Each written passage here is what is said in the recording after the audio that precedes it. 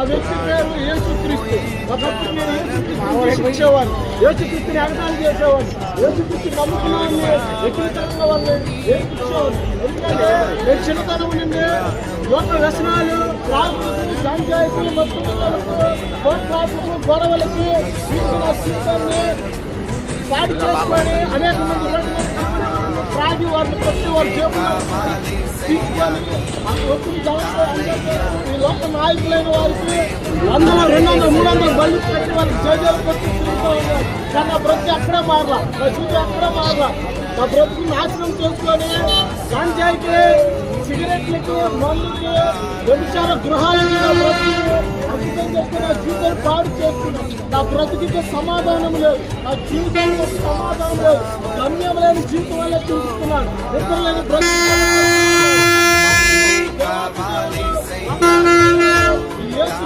జీవితాన్ని మార్చారు.